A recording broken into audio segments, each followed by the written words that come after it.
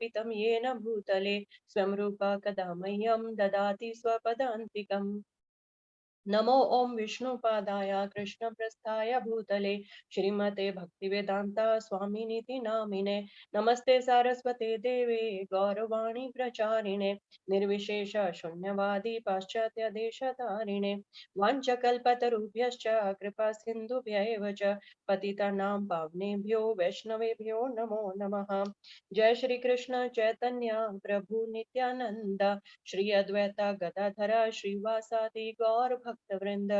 Hare Krishna Krishna Krishna Hare Hare, Hare Rama Rama Rama Hare Hare. Okay, so Hare Krishna everybody. We covered up till verse number 14 in our last class. So we'll just do a quick recap of the same. Those who are joining for the first time, we are doing the third chapter of Bhagavad Gita, Karam Yoga, and we have covered up till verse number 14. I'll just do a quick recap of the previous class. So last class we started from verse number 8, I believe. So we saw the first section of this chapter is Krishna is telling Arjuna that Karam Yoga is better than Karam Sannyas, because Arjuna wanted to give up his duties. So Krishna is telling, no, don't do that. Perform your duties and don't be attached to the result. Offer your result to the Supreme. Okay, so he gave several reasons, several arguments for that. First of all, the three modes of nature, they are pushing a person to do something. Nobody can sit idle for even a moment. You have to do something or other. Then he also told that to keep the body and soul together, you have to do something. And then he also told that even if you don't do something, don't think that I'm just sitting and begging and just living a very simple life. I will not commit any sin or any action, and I will not be entangled in any reaction. That's not going to happen, because even sitting, breathing, eating, you are killing some living organisms, so you will be entangled. So Krishna gave him several arguments that you should perform your activities. And then another important argument by Krishna was that immature sannyas, until your heart is fully purified. If you take sannyas, then those desires, those hankerings, they will keep chasing you, and you will not be purified, and then you can't attain the love of God, because ultimate goal of sannyas is purification, attaining love of God, perfection. It's not just a renunciation. So Krishna gave him all these reasons, and then if you just do that in an immature state, then you are called a mithyachar, a pretender. And you will also be called a mudha, vimudha atma, a foolish person. And once you have taken sannyas, your heart is still not pure, then you can't even go back. So you will not have any process then to progress further on the path of devotional life. So you should not do that. And from verse number 8, yeah, we started last time. So this was the argument by Krishna, body and soul go together. Now, verse number 9, Krishna was telling, okay, I have been telling you, you should offer the results, to the Supreme. So here he clarifies to whom the results have to be offered. So he says, you have to offer your result to Vishnu. Perform your work for the satisfaction of Vishnu. That will free you from the bondage. Otherwise, any work here in the material world will cause bondage. So any good or bad work will have its reaction, and you will have to take here birth again. So you better do Nishkam Karam Yoga and offer the results to Vishnu. And verse number 10. From verse number 10, we started Karam Kanda to Karam Yoga. So here Krishna just took Arjuna one step down, that if one can't do Nishkam Karma Yoga, he's still attached to the result of his work, he's still attached to the fruits, he have a tendency to enjoy. Then Krishna takes one step down, that do Karam Kand, get gradually purified, and then come again up to the platform of Karam Yoga. So what happens in this process? We discussed that three things happen when one person does Karam Kand, how he gets purified. We did three steps. That first of all, even when any Karam Kand activity is done, any ritual is performed, the most important thing is chanting of the names of Vishnu is done there. So when the names of Vishnu are chanted, then the purification naturally happens. Second thing is that you are at least following the authority, you are following the Vedas. So that way also purification happens. And the third thing was that you are sacrificing your hard earned money, your time, your energy, everything. So by sacrificing something, that is so dear to you, also purification happens. So these are the three ways how karam kanda that helps in purification and helps one to gradually elevate to the platform of karam yoga.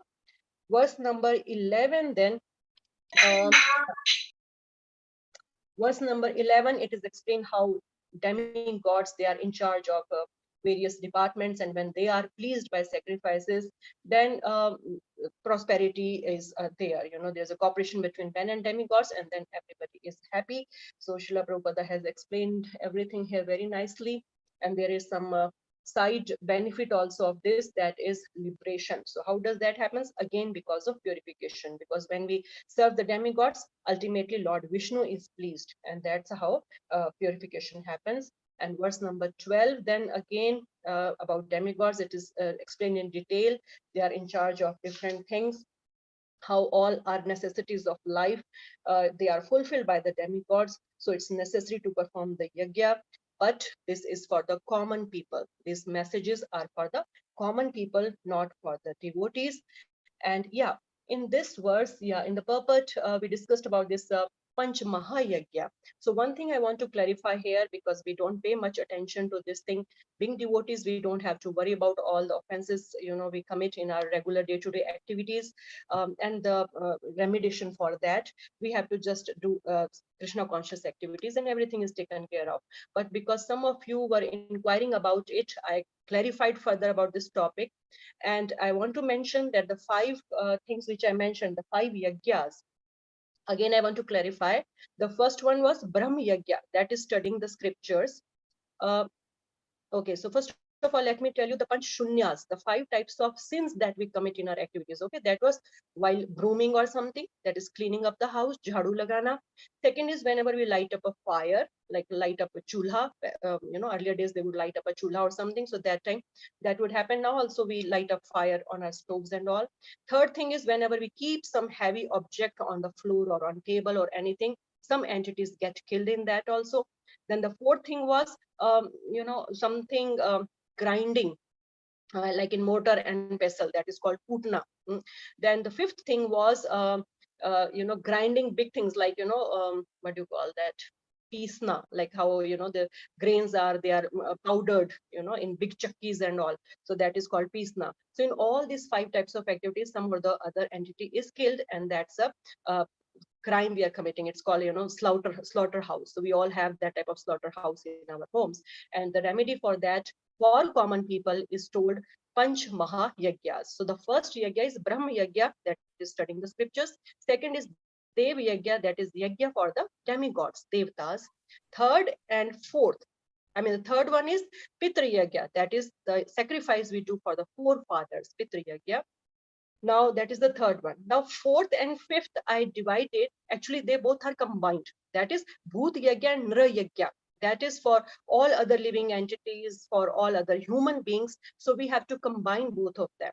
I just wanted to clarify that. Okay. So third and fourth and fifth, which I mentioned last time, they are actually fourth Yagya together. Bhut Yagya and Nra Yagya. Fifth one is Athithi Yagya. I just missed that part, so that's why I'm clarifying that, everybody. Athithi Yagya. So whenever some Athithi, guest come to our house, we have to be very respectful to them. We have to offer them seat, water, food and all. So that is called Athithi Yagya. Okay, anyways, this is all for common people, but because you were keen to understand all this, I'm just clarifying this point here. Moving on now to verse number 13 then. That's a very important verse from this chapter we discussed. So yeah, in verse number 12 also, the word stain is very important. The last part of the shaloka, yo bhukte stain eva saha. Stain is thief. So if we are taking all these things for the demigods and we don't offer it in return to them, rather we use everything for our sense gratification, then we are none else than a thief. So how thief steals something for his own enjoyment, so we are like a thief. So we have to offer it back to the demigods. For devotees, we use it in Krishna's service, and ultimately everybody is satisfied. Then the 13th verse tells us that if we don't offer the food we cook first to the Lord, then we are eating nothing but only sin. Okay, so this, like, then in the purport, Prabhupada gives a very important statement that if we prepare food for our sense gratification, then we are thieves, and also we are eating only sins. So then how can we be happy? So if we want to be happy, we have to be careful that we use everything in service of the Lord, and whatever we are eating, we offer it to the Lord first, because that cleanses it of all the sins. Otherwise, whatever food we are preparing, the grain which is grown by the farmer, his karma is entering that grain. He's growing it up, then he's selling it in the market. Whoever is purchasing it, his karma is entering that grain. Then he sells it to the next shopkeeper. His karma is entering in that. We are getting it, and the money we are earning, some karma is there in that also. We are cooking, some karma is entering in the cooking also. We are lighting up the fire, we are keeping the pot, heavy pots here and there. So many karmas enter that food.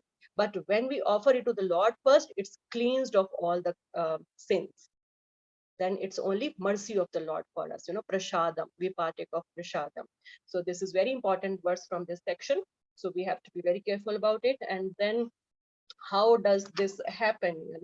What happens by performing yajna, the process that is explained in verse number 14. So when we perform yajna, what happens? Lord sends rains down, Parjanya, and because of the rains, then food grains are grown, the crops grow, and we all the living entities subsist on the food grains. So Prabhupada, he tells a very important message towards the end, that to be saved at least from scarcity of food supply, Sankirtan Yajna is prescribed, of course, for devotees. And we have discussed it again and again. In each verse, Purport Prabhupada is telling that Sankirtan Yajna encompasses all other yajnas. It covers up everything. This is the Yuga Dharma for Kali Yuga. So you don't have to worry about any other yajna. If you do Sankirtan Yajna, everything will be taken care of. Supreme will be satisfied and pleased. All the demigods will be pleased, and there will be no scarcity of food supply also. Now, today we will be starting from verse number 15, I believe. Yeah. Verse number 15. Karma brahmodabhavam vidhi brahmakshara samudbhavam tasmat sarvagatam brahma nityam yagye pratishtitam. Vijayalakshmi Mataji, you can start, please. The translation and purpose. Okay, Mata. Hare Krishna. Translation. Regulated activities are prescribed in the Vedas, and the Vedas are directly manifested from the Supreme Personality of Godhead. Consequently, the all-pervading transcendence is eternally situated in acts of sacrifice. Purport. Yagnartha karma, or the necessity of work for the satisfaction of Krishna only, is more expressly stated in this verse. If we have to work for the satisfaction of the Yagna Purusha, Vishnu, then we must find out the direction of work in Brahman, or the transcendental Vedas. The Vedas are therefore codes of working directions. Anything performed without the direction of the Veda is called vikarma, or neutralized, or unauthorized or sinful work. Therefore, one should always take direction from the Vedas to be saved from the reaction of work. As one has to work in ordinary life by the direction of the state, one similarly has to work under direction of the supreme state of the Lord. Such directions in the Vedas are directly manifested from the breathing of the Supreme Personality of Godhead. It is said, Asya Mahato Bhutasya Nishvasitam Etad Yad Rig Vedo Yajur Vedaha Sama Vedo Tarvangirashaha. The four Vedas, namely the Rig Veda, Yajur Veda, Sama Veda, and Atharva Veda, are all emanations from the breathing of the great personality of Godhead. Brihad Aranyaka Upanishad 4.5.11. The Lord, being omnipotent, can speak by breathing air, for as it is confirmed in the Brahma Samhita. The Lord has the omnipotence to perform through each of his senses the actions of all other senses. In other words, the Lord can speak through his breathing, and he can impregnate by his eyes. In fact, it is said that he glanced over material nature and thus fathered all living entities. After creating or impregnating the conditioned souls into the womb of material nature, he gave his directions in the Vedic wisdom as to how such conditioned soul can return home back to Godhead. We should always remember that the conditioned souls in material nature are all eager for material enjoyment. But the Vedic directions are made are so made that one can satisfy one's perverted desires, then return to Godhead, having finished his so-called enjoyment. It is a chance for the conditioned souls to attain liberation. Therefore, the conditioned souls must try to follow the process of yajna by becoming Krishna conscious. Even those who have not followed the Vedic injunctions may adopt the principles of Krishna consciousness, and that will take the place of performance of Vedic yajnas or karmas. Thank you, Mataji. Hare Krishna. Thank you, Mataji. Hare Krishna. So far we have to perform yajna, then to whom the yajna has to be offered to, the result has to be offered to. And then we also did what happens by performing the yajna. And now here Krishna is telling, where are these yajnas mentioned? No, where are they? Where is it mentioned that if we do this, this will happen, and this is the process, and we have to offer it to Vishnu and all that. So here Krishna is telling it's mentioned in Vedas. Karma, Brahmodvavam. So Brahma is Vedas and Udvam is produced. So this is produced from Vedas. Vedas are produced from the breathing of the Supreme Lord. And therefore, Vedas, these injunctions, they are Krishna's instructions. And by following them, we please the Supreme Lord, we please the Lord, and we get purified. And in the purport, Prabhupada is mentioning again, the Vedas are therefore code of working directions. These are Krishna's instructions for us, directions for us to perform our work. Anything performed without the direction of the Vedas is called vikarma. Anything we do opposite, that is vikarma, that is sinful activity, unauthorized or sinful work. Therefore, one should always take direction from the Vedas to be saved from the reaction of the work. So we should at least do karma yoga, not vikarma. And Krishna conscience teaches us akarma. We will do all that. We have been doing it. So here again, going down in the purport, Prabhupada is telling that Lord, he can perform any activity, he is omnipotent, all powerful. He can perform any activity through any of his sense. He can speak through his breathing also, and he can produce through his glands. That's how he has impregnated all this material nature with all the living entities. Just by his glands he has done that. And he has created this material world so that conditioned souls in material nature, they are all eager for material enjoyment. But the Vedic directions are so made that one can satisfy one's perverted desires and then return to God. So that, okay, keep satisfying your desires, but this all yajnas, your prescribed duties, all these rituals you have to perform. And then slowly, slowly you will be purified, and your material desires, they will go and you will be elevated. So this is a gradual process told in this verse. But the last line, again, Prabhupada is telling, even those who have not followed the Vedic injunctions may adopt the principles of Krishna consciousness. So when we adopt Krishna consciousness, that will take care of everything. That will take the place of performance of Vedic yajnas or all the karmas. So we don't have to worry about all this. So again, Prabhupada is emphasizing that if one takes up Krishna consciousness, then no need to perform any other yajna. So that is the key message for us from this verse also. Moving on to verse number 16. Now, if one is not Krishna consciousness, then what to do? Evam pravartitam chakram nanuvartyati yaha aghayur indriya ramo mogham partha sajivati. Who would want to read next?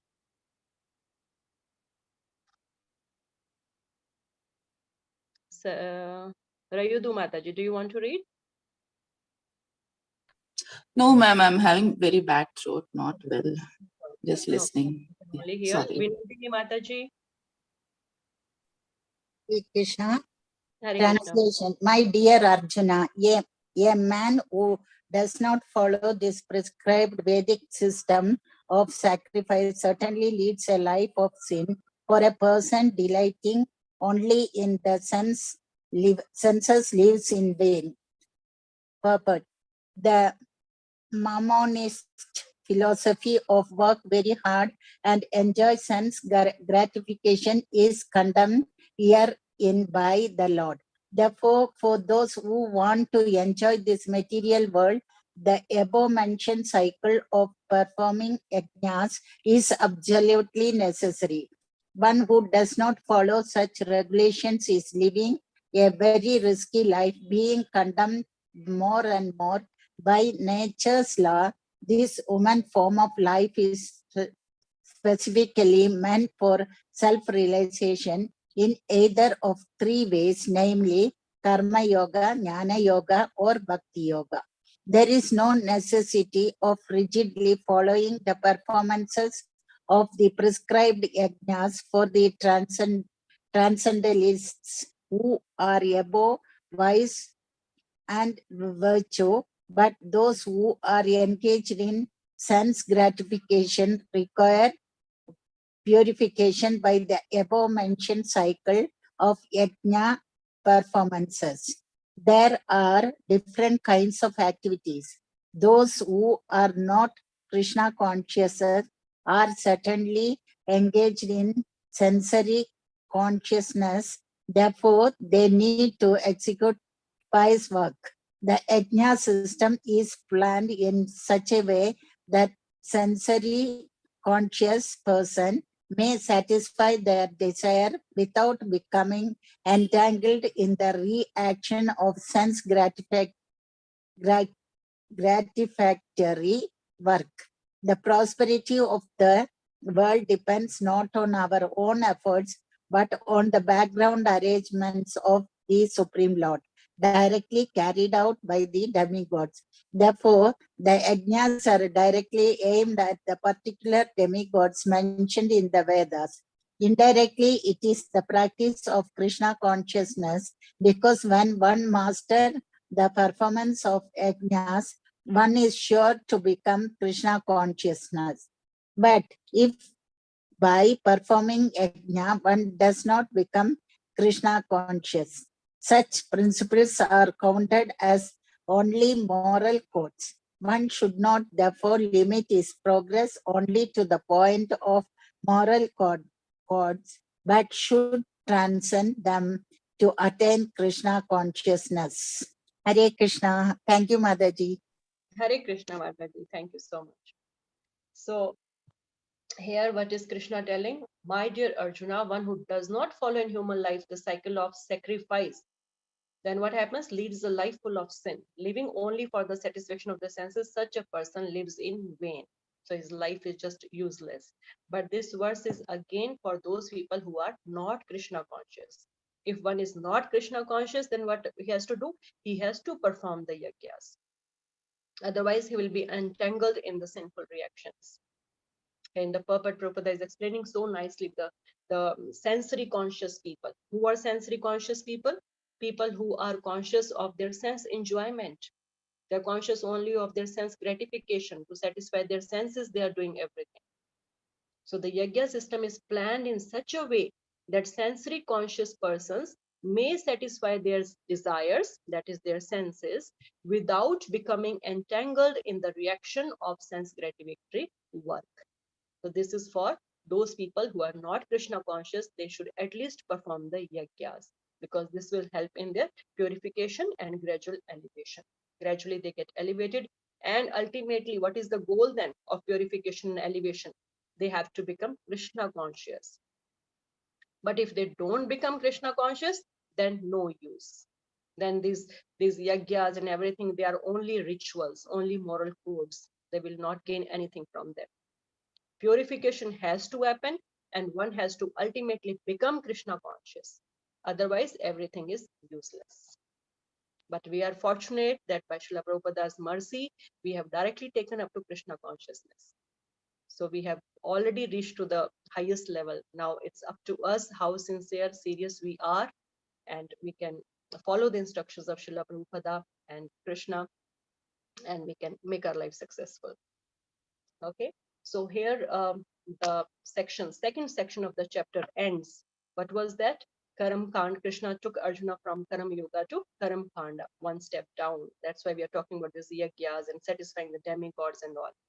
Now, from verse number 17 to verse number 21, the third section starts, that is called Atmaratir. No, a person who is Atma Ratir, he doesn't have to perform any duty, no prescribed duty, nothing. So what is it? Now let's listen from Krishna. Verse number 17. Yastva Atma Ratir eva syad Atma triptascha manavaha Atmani eva santushtas tasya karyam na vidyate. Who would want to read next?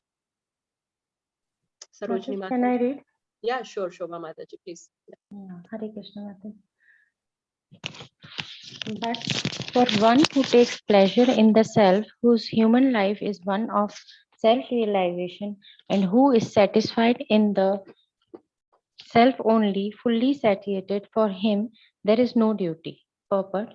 A person who is fully Krishna conscious and is fully satisfied by his acts in Krishna consciousness no longer has any duty to perform.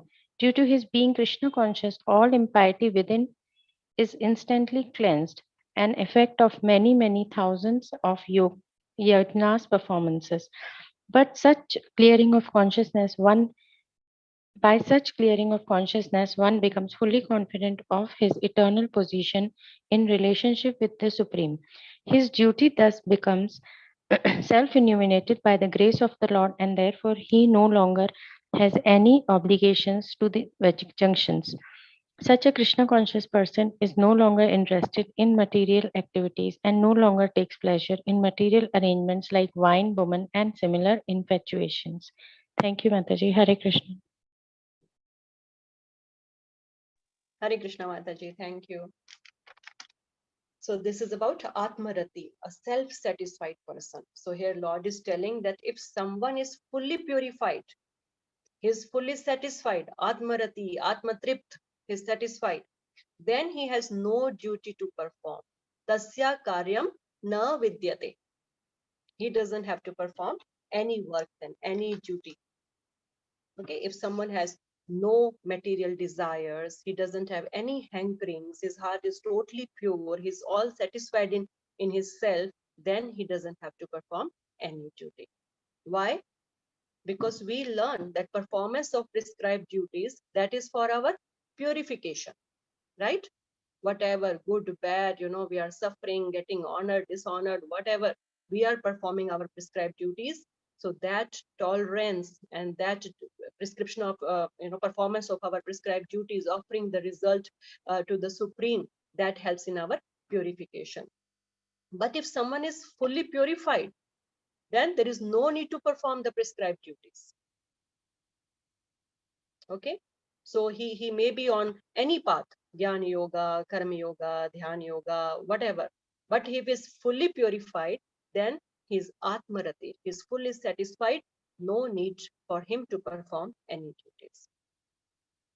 And in the purport, Prabhupada is telling from Krishna conscious point of view, that if one is Krishna conscious, then no more obligations for Vedic injunctions and no more duties to be performed. So that is the ultimate thing. Okay, now verse number 18. There's a similar point mentioned in verse number 18 also. Nevatasya kritanartho nakratena kaschana na chasya sarvabhuteshu kaschid arthavyapashriyah. Hare Krishna Mataji, Dhanavad Pranam. Hey Krishna Mataji, please read. Yeah. Translation: a self-realized man has no purpose to fulfill in the discharge of his prescribed duties, nor has he any reason not to perform such work, nor has he any need to depend on any other living being. Purport: a self-realized man is no longer obliged to perform any prescribed duty, save and accept activities in Krishna consciousness. Krishna consciousness is not inactivity either, as will be explained in the following verses. A Krishna conscious man does not take shelter of any person, man or demigod. Whatever he does in Krishna consciousness is sufficient in the discharge of his obligations. Thank you, Mataji. Thank you, Mataji. So again, it's a similar point mentioned here about Atmarati. If a person is self-realized, is totally satisfied, then there is no need for him to perform any duties. Na krite nartho, na krite naha. He doesn't have to do any work. No need to do. No purpose for him to perform any of the duties. Because why do we perform any duty? To fulfill our desires, to gain something, to benefit something. But he has no material desire. He doesn't want to gain anything. He has gained everything what he wanted. He's fully satisfied. So there's no need for him to do any duty. And he doesn't even depend upon others because he doesn't need anything. So he doesn't have to depend upon others also. And then nor has he any need to depend. And the second line, nor has he any reason not to perform such work, and is not even attached to not performing his duties. If he has to perform, he will perform. If he doesn't have to perform, he doesn't have to perform. Doesn't matter for him. He is fully satisfied. Okay, so this is a Atma-Rati person. Now in verse number 19, Krishna is telling, how can one achieve this stage of Atma-Rati? How does one attain this stage? Verse number 19.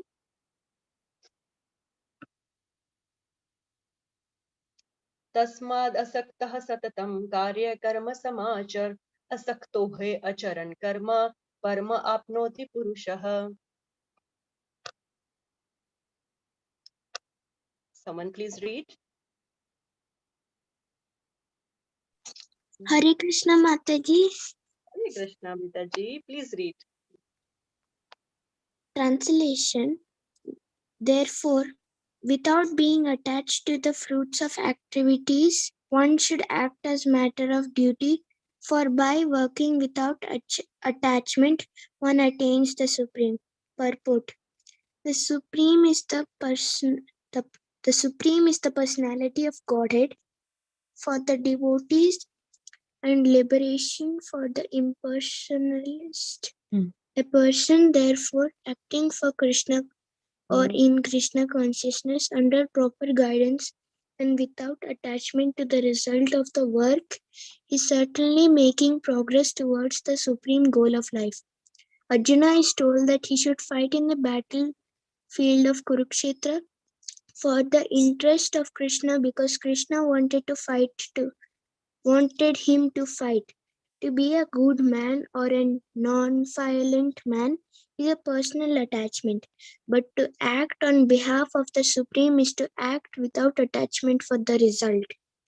That is a perfect action of the highest degree, recommended by the Supreme Personality of Godhead Sri Krishna. Vedic rituals like prescribed sacrifices are performed for purification of impious activities that were performed in the field of sense gratification. But action in Krishna consciousness is transcendental to the reactions of good or evil work. A Krishna conscious person has no attachment for the result but acts on behalf of Krishna alone. He engages in all kinds of activities but is completely non-attached. Hare Krishna. Thank you, Mataji. Hare Krishna. Thank you, Beta. What's your name? Isha. Isha. Thank you, Isha. That was very nice. Okay, so here Krishna is telling how can one achieve this stage of Atmarati. So it's like conclusion. Tasmad. Tasmad means therefore. So therefore, one can achieve this by performing Nishkam Karma Yoga. Asakta. Tasmad asakta. Asakta is unattached. Then is Karyam Karam, performing his karam, his duties. How? Being unattached. Samachar is perform. Satatam is constantly, always. So when one is always performing his duties without being attached to the result, without being attached to it, that is Nishkam Karam Yoga, then the result is the last part, Param Apnoti Purushaha. Then he attains the supreme, the Param.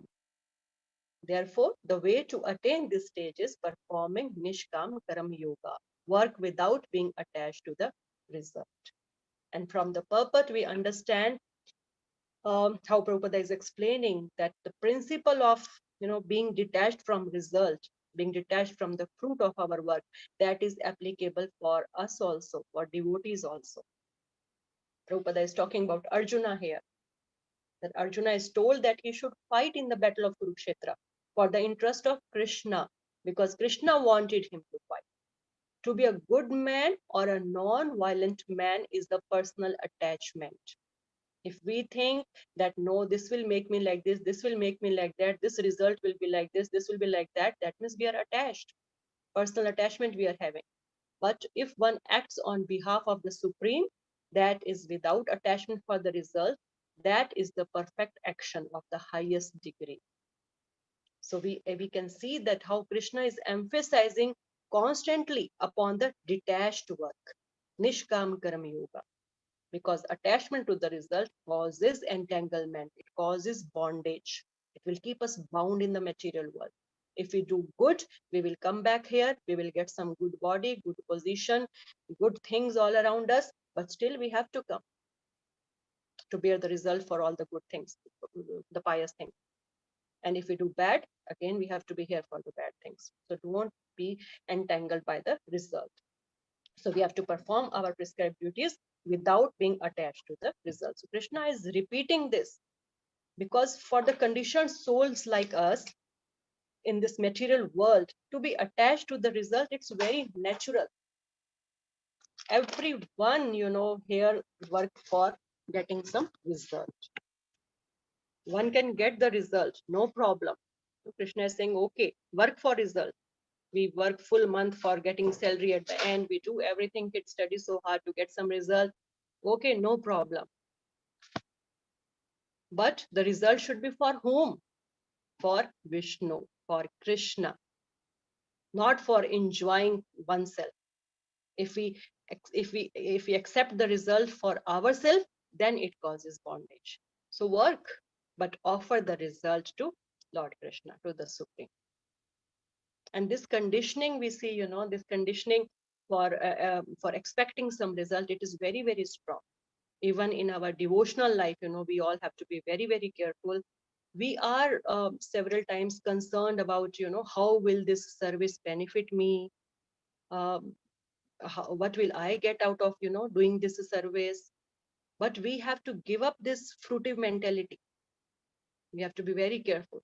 We have to do our activities, our services for the sake of doing it, because our Guru, because Krishna, because the Vaishnavas, devotees, they want us to do us, they have assigned us something, so we are doing it. Okay, so this verse number 17 and 18, Krishna, that is like about the purified platform, the Atmarati person, and in verse number 19, Krishna has explained how to achieve that platform by detached work, by doing Nishkam Karma Yoga.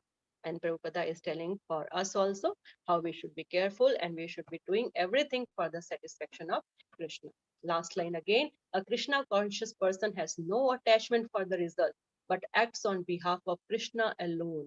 He engages in all kinds of activities, but is completely non-attached. So we should remember this. Verse number 20.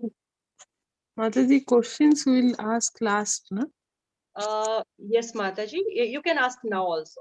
No problem. Mataji, that Niskam Karma Yoga, Niskam Karma Yoga you told, no?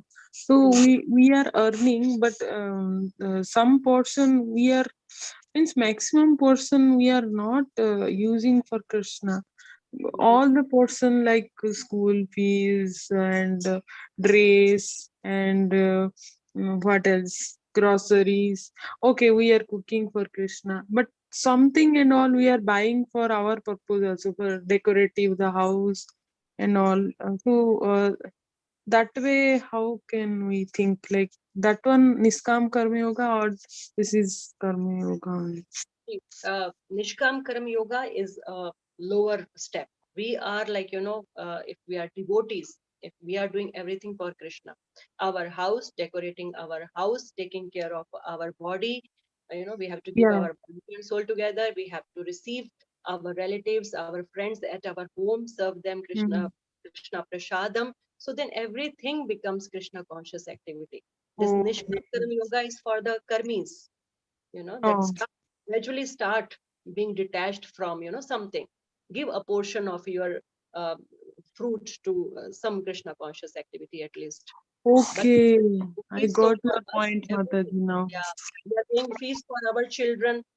We are making them Krishna conscious. They are Krishna's gift to us. We are bringing them up, in a Krishna conscious way. They are special souls.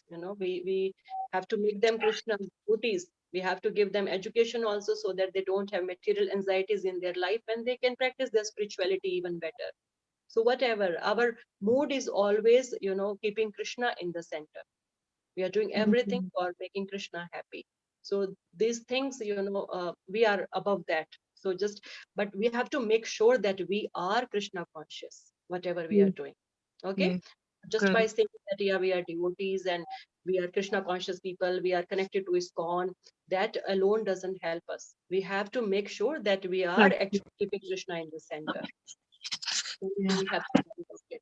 Nishkam Karam Yoga is like only offering the result to the Lord, but we are doing our activities also according to scriptures. We are not eating what we are not supposed to eat. Whatever is favorable for our devotional life, we are doing that. We are avoiding all unfavorable things.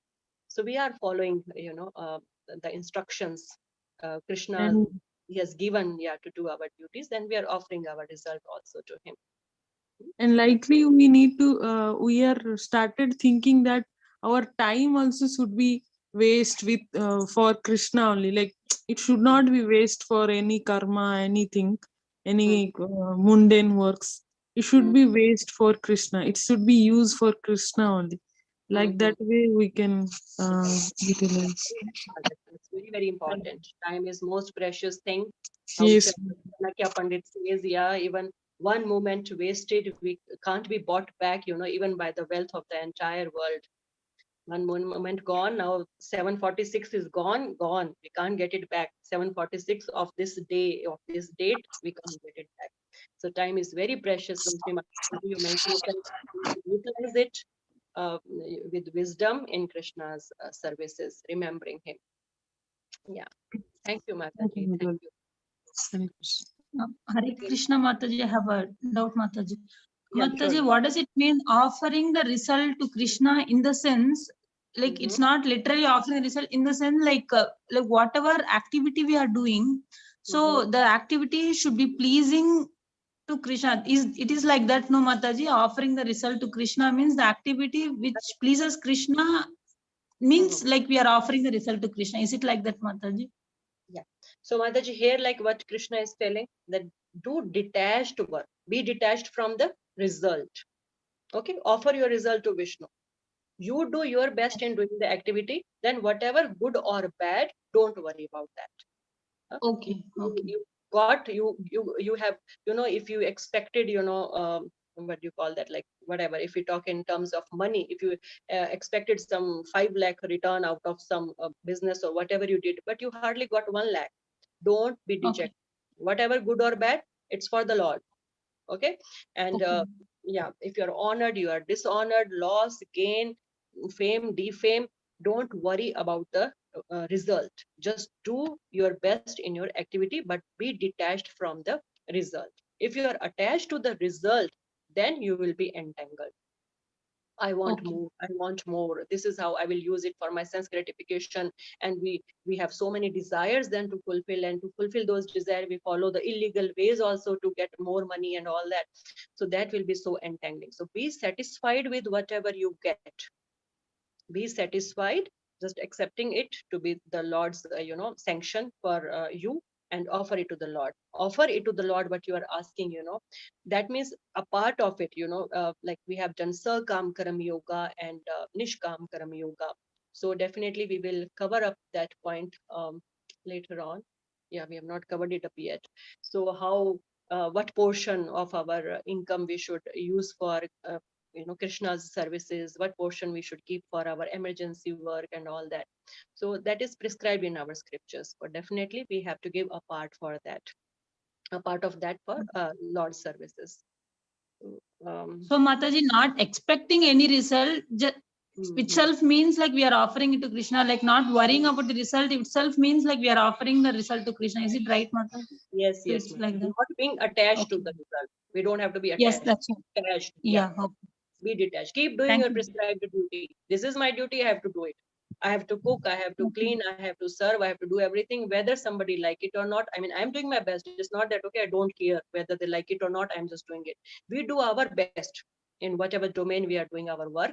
And then we are doing it because Krishna wants me to do it. That's why I'm doing it. And whether I get, good or bad from it, somebody like what I'm doing, somebody doesn't like it, I have no control over that. That is up to Lord. So we have to be detached from that result. I'm doing my work because Krishna wants me to do it. I'm doing my prescribed duty. It is prescribed according to the Vedas. This is like for the Karmi people. We do actually our activities also for Krishna's pleasure, and result is obviously for him only. So then we are not entangled in the cycle. Okay, Mataji? It's like detachment Okay, from Mata. result and just keep doing what we should do. Thank you, Okay. Mataji. Yeah, thank you for asking. Mataji. Next, we will move on to verse number 20. Now, Arjuna may say that, okay, this is the case. If somebody is totally purified, then he doesn't have to perform any duty. So he may say that, Krishna, I'm totally purified. Then why do I have to engage in this, war? Let me not perform any activity, not perform any prescribed duty. I am all purified. So for that, what Krishna is telling now. Verse number 20. कर्मणेव हि संसिद्धिम् आस्थितः जनकादयः लोकसंग्रहम् इवापि संपश्यन् कर्तुम् अर्हसि. Someone please read. Tejasvi Mataji, you want to read? Or we have Vinod Prabhu, Virendra Prabhu. Yeah. So I'll read it. Kings such as Janaka attained perfection solely by performance of prescribed duties. Therefore, just for the sake of educating the people in general, you should perform your work. Continue, Prabhu. Please read the purpose. Okay. So purport is kings like Janaka were self-realized souls. Consequently, they had no obligation to perform the prescribed duties in the Vedas. Nonetheless, they performed all prescribed activities just to set examples for the people in general. Janaka was the father of Sita and father-in-law of Lord Rama, Sri Rama. Being a great devotee of the Lord, he was transcendentally situated. But because he was the king of Mithila, a subdivision of Bihar province in India, he had to teach his subjects how to perform prescribed duties. Lord Krishna and Arjuna, the Lord's eternal friend, had no need to fight in the battle of Kurukshetra, but they fought to teach people in general that violence is also the necessary in a situation where good arguments fail.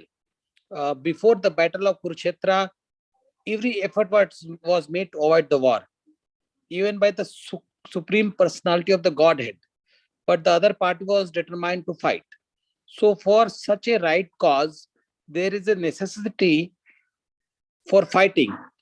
Although one who is situated in Krishna consciousness may not have any interest in the world, he still works to teach the people how to live and how to act. Experienced person in Krishna consciousness can act in such a way that others will follow, and this is explained in the following verse. Hare Krishna. Thank you, Hare Prabhuji. Krishna. So what does Krishna tell then? If Arjuna says, I'm purified and there's no need for me to perform any prescribed duty, Krishna gives examples of Janak Maharaj and others like him. Janak, Adya, Adi, etc. So Janak Maharaj and others like him, like Prithu Maharaj, Yudhishthir Maharaj, Ambrish Maharaj, and so many devotees, kings. They were all self-realized souls. They had achieved some siddhim, perfection. The very first line, some siddhim, perfection. But for second line, loka sangraham. Loka sangraham, word to word meaning people in general. But for people in general, they performed their duties. So Arjuna, even if you are purified like Janak Maharaj, Still, like Janak Maharaj, you also need to perform your prescribed duties just to set example for people in general. So Janak Maharaj, we all know, father of Mother Sita, Prabhupada is telling in the purport. So how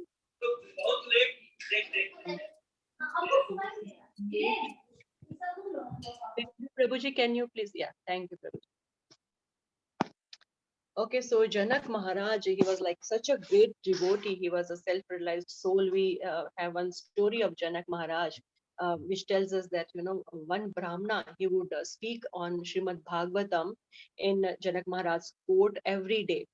And he would not begin the class till Janak Maharaj would arrive in the courtroom. And the other Brahmanas present there, they would think that why does this speaker want Janak Maharaj to be present? Why does he keep waiting for him? He's a Kshatriya. We are Brahmanas. We are, higher than him. We are here. So he should start reading it. So the speaker, he came to know of this thought of theirs. So he planned one thing. So one day when he was giving the class on Srimad Bhagavatam Katha was going on, one person, he suddenly came in the courtroom and he started screaming, there is fire outside, fire, all the houses are on fire, everything is getting burned. And everyone ran out to save their possessions. Those Brahmanas who have like, very minimum possessions, just dhoti, kurta, simple things, pot and all, whatever necessary for maintaining their life. They also ran to save their stuff. Our dhotis were hanging there, our hut will get burnt, our clothes will get burnt. But Janak Maharaj, he was totally undisturbed. He kept sitting there, eagerly listening to Srimad Bhagavatam class. So then Brahmanas understood his position that, oh, he is far, far ahead of us. So Krishna is giving his example that he was such a self-realized soul, but still he was a king. He was performing all his duties. So you also do that. And the last part of the purport, Prabhupada is telling, although one who is situated in Krishna consciousness may not have any interest in the world, he still works to teach the public how to live and how to act. So even if a Krishna conscious person, he is fully satisfied, but just to set an example, he is living a grasta life also. That being a grasta also, we can be Krishna conscious persons. Experienced persons in Krishna consciousness can act in such a way that others will follow. So they set example for others. And Krishna is telling more about it in the next verse number 21. It's again a very famous verse and very important verse too. Yad yad acharati shreshtas tat tad eva taro janah sa yat pramanam kurute lokas tad anuvartate. Who would read next? Tejasvi Mataji, you want to read? Okay. Vijay Lakshmi Mataji, you can read again, please. Hare Krishna. Translation. Whatever action a great man performs, common men follow, and whatever standards he set by explanatory acts, all the world pursues. Purport. People in general always require a leader who can teach the public by practical behavior. A leader cannot teach the public to stop smoking if he himself smokes. Lord Chaitanya said that a teacher should behave properly before he begins teaching. One who teaches in that way is called Acharya, or the ideal teacher. Therefore, a teacher must follow the principles of Shastra, scripture, to teach the common man. The teacher cannot manufacture rules against the principles of revealed scriptures. The revealed scriptures like Manu Samhita and similar others are considered the standard books to be followed by human society. Thus, the leader's teaching should be based on the principles of such standard shastras. One who desires to improve himself must follow the standard rules as they are practiced by the great teachers. The Srimad Bhagavatam also affirms that one should follow in the footsteps of great devotees, and that is the way of progress on the path of spiritual realization. The king or the executive head of a state, the father and the school teacher are all considered to be natural leaders of the innocent people in general. All such natural leaders have a great responsibility to their dependence. Therefore, they must be converted. Thank you, Mataji. Hare Krishna. Hare Krishna. Thank you, Mataji. So Krishna is telling here, Arjuna, you are a leader and people are going to follow you. Lokas tad anu vartate. They will follow in your footsteps. But if you don't do your duties, your prescribed duties, then how will others do their prescribed duties? So he's encouraging Arjuna to follow his prescribed duty. He's telling here a very, very important principle, that whatever standard the leader, the Shreshtas is respectable leader, a prominent person, whatever standard he sets, common people follow that. So we see the leaders of the modern day now, how things are going around us. The leaders of the modern day, of the modern society, they are politicians or sports stars or film stars or some scientists, etc. They are considered as leaders, and people try to imitate them in so many ways. The fashion which they are doing, the hairstyles, where do they go for holidaying, and what they are eating, and their gym, and I don't know what all, everything people are taking so seriously and trying to imitate them. That's what is flourishing around us, we can say. Because it's natural for someone to accept somebody else as a leader and follow him. This tendency we can see right from the beginning in childhood also, when the kids are small, we see how they are imitating their elders. Like small girls, when they see their mother wearing sari, they also try to wrap dupatta around them. Mother is putting a bindi, they also try to do that. Father is reading newspaper, so the daughters and they sit like in the same position and they try to read the newspaper. So whatever, in common life we have seen that this tendency is right from the beginning. But if the leaders don't have any exemplary behavior, then the dependents, the followers, will also go on the wrong path. And that's what is happening now. That is so alarming. So it's very important for us that we may, read all these things. We may tell others also about this. We may give big lectures about it, but we have to correct our behavior also, because our dependents, they are influenced most by our behavior. People around us are influenced by our behavior.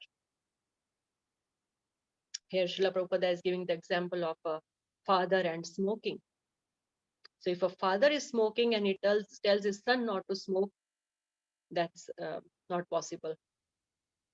He has to first set a good example himself and then advise him. There's Prabhupada tells this story many times, that how a mother, she took her child to a sadhu. The child would eat a lot of sweets and it was not good for his health and teeth and all. So she took him to sadhu and asked him to advise the child to not eat sweets. So sadhu said, get him again after 10 days. And mother got that child again to the sadhu after 10 days, and then he told him, don't eat sweets. So mother was like, if you had to tell him only this sentence, this simple sentence, 3-word sentence, then you could do it 10 days back also. Why did you make me wait for 10 days? Then he said, because 10 days back, even I was eating sweets. First, I gave up the sweets. I did that austerity. Now I'm in a position to tell him to not eat sweets. And from Srila Prabhupada's life, we understand this. Srila Prabhupada was very successful. Why? Because he was following what he was speaking. By his behavior, he instilled faith in people. That is not a cheater. Whatever injunctions from scriptures he is teaching to others, he is following the same. But to be effective leaders, to be good leaders in our life, and now like you all are in this journey of Krishna consciousness, to become effective in your preaching, to become effective devotees, we have to sincerely endeavor to come to the ideal standard. To the degree we are sincerely endeavoring, to correct our behavior, Krishna will reciprocate. And we will be purified. Our preaching will also be effective. It will be successful. Otherwise, if we just say it by words, but we don't implement that in our life, then it will not work. We can see that, some devotees, if they just tell it, but they are behaving totally opposite, that's not very inspiring then. So on the path of spirituality also, even common people, they are looking for ideal examples, people who are living according to scriptures. If they don't find anybody and they find only hypocrisy, people are saying something but doing something else, then they lose faith. They lose faith and trust not only in that person, but they lose faith also in the whole system, in the path of religion.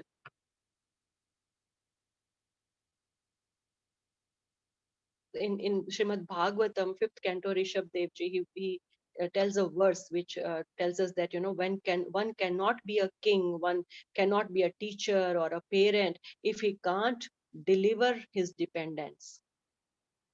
So he should give the right character, the right knowledge to his dependents, which can deliver him from this cycle of birth and death. Then only he should become a parent, a teacher, a guru, and king and all. Okay. And in another, in 3rd canto, you all must be knowing that story of Jay and Vijay. So how Kumaras got insulted by them, and then Lord Narayan himself came out, and he took the responsibility for the misbehavior of his servants Jay and Vijay, the guards outside. So because of servants' misbehavior, the bad name goes to master.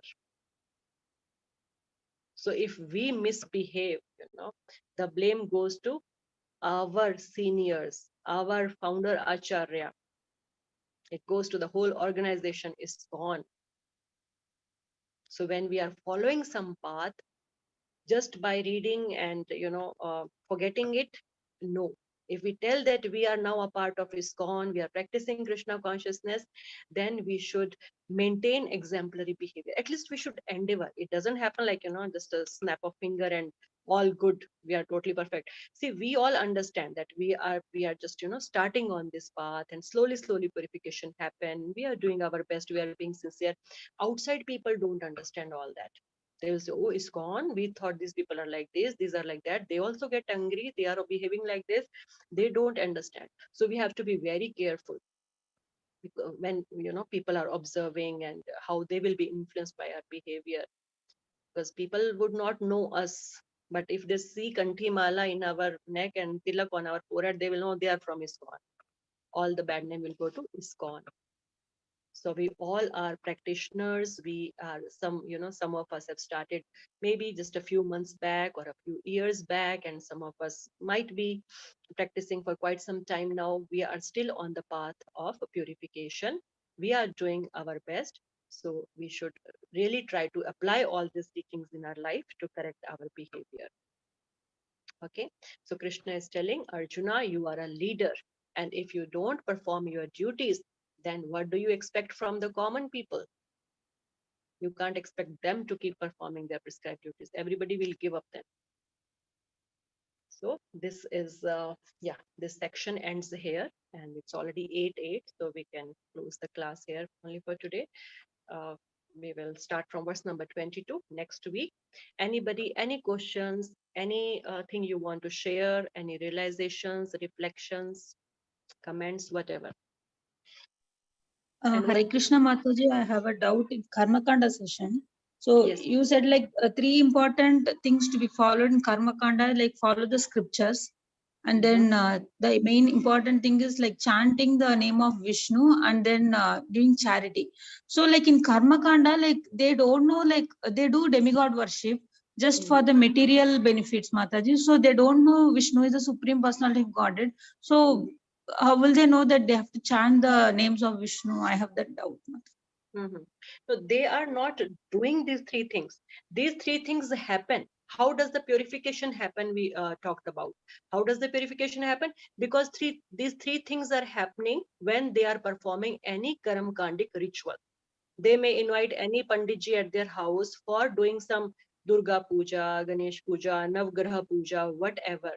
So in that puja, the Panditji will be chanting the mantras where Lord Vishnu's name is recited. These people who have invited, They might not even know that Lord Vishnu's name is being chanted. But because Lord Vishnu's name is chanted, purification happens. And because they are sacrificing their money for buying all the ingredients and giving dakshina to the panditji and all that, purification happens. And then whatever ritual they are performing, that is mentioned in the Vedas, that if you do this, this will happen. They are following the authority, they are following the Vedas. So by doing that also, purification happens. Okay? Okay, Mataji. Thank you, Mataji. Hare Yeah. Krishna. Hare Krishna. Hare Krishna Mataji. Dhanavad Mataji. Hare Krishna Mataji, Dhanyavad, Hare Krishna. Yeah, thank you, Prabhuji. Thank you for joining. Sarojini Mataji, you have any question? Yeah, Mataji. Just for one suggestion, means I want some suggestion, like how to practice that. But as you told, our behavior depends, and it will lead, like it will spoil our ISKCON for our behavior. Oh, this is like ISKCON people are doing like that. So from that, I thought, how to control our these things. Yeah, sometimes it is control, but sometimes it is uncontrolled. Means in that time, in that moment, how to control exactly what to do. I asked, but I am not getting proper answer to Yeah, that. because You there is understand, no, no, my question? there is no like medicine for it that you take this pill and everything will be under control. Yes, yes, Yeah, Mataji. it is by Exactly. So, practice and by being more serious and more sincere in our devotional activities. And one of them, the prime one of our devotional activities is chanting. mhm. The more attentively we do our chanting, the purification happens, and we can, I mean, you try to do that. That's the realization most of us have it. If we do very good rounds in the morning, then throughout the day, whatever disturbing And situation is also yes, there, we can take it in a positive cool, way. like cool we are. Yeah, Mataji. So in the morning we do it, definitely that helps us. And then just, as a tip, as you asked for, whenever there is some perturbing situation, a provoking situation, that time also you hold yourself back and start chanting in your mind, at least, calling out to Krishna for help, that Krishna, I'm getting these thoughts, I'm feeling like saying this, but I know this will not make you happy, so please help me to hold it back, because by his mercy only, Mataji, we can overcome all these things. Yeah, You that, do chanting Brahma Murtam. So Hare we, Krishna. yes, chanting in Brahma Muhurtam, that really helps us in being attentive.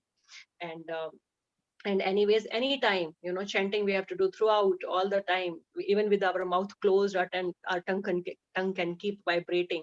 So in your mind also you can chant. So like how, earlier olden days when we would watch movies and all, they would tell, whenever you get angry, start counting till 10, 1 2 3 10, and the anger will go and all that. So we don't have to get into all this. Whenever you get angry, whenever you are, getting disturbed, start chanting, call out to Krishna for help, and always think that where will this take me? Will this take me towards Krishna, or will this take me away from? Will this make my Guru and Krishna happy or not? So we have to just, hold ourselves back, use our intelligence, our discrimination. We are human beings. We are special because we have got discrimination power. If we act on impulse like animals, then what's the difference between us and them? So we have to use our discrimination. We have to see what will be the result of this thing. Now we can see what is the result of all these things, and what is the result of being Krishna conscious. Krishna conscious means what will make Krishna happy, what will satisfy him. So just try to do that, Mataji. And of course, we have to keep practicing. Don't be disheartened if it doesn't happen immediately. Krishna will see your desire, depend upon him, try on your behalf and pray, and yeah, beg for his mercy. That will help, Mataji. thank you, Mataji. Thank Thank you, you Mataji. so much, Mataji. It's a Thank good. you, Mataji. Thank you, everybody, for joining and for your attentive hearing. Srila Thank you, Prabhupada. Mataji, for your time. Thank you so much. Hare Krishna Mataji. Thank you so Dhanyawad. much. Thank you so Thank you much. so much. Hare And Krishna, request to Mataji. be Hare Krishna. joining on Krishna. time, please. Every time, if all of you can join at 7, it will be good, because I feel that some of you have missed the starting portion. I do a Yes, recap also. Mataji, I missed actually. This class only Monday, Mataji. Yeah, Prabhuji, it's only on Mondays, 7 to 8. So, and if you have missed some part of it or the previous classes, there is a recording. The whole playlist is there. You can go through the previous lectures also. And please try to be on time. Prabhupada will be really pleased by everybody's effort to understand Bhagavad Gita. Thank you so much. Hare So Krishna. thank you so much. Hare Krishna. Jai It is Srila there Prabhupada. in ACS layout.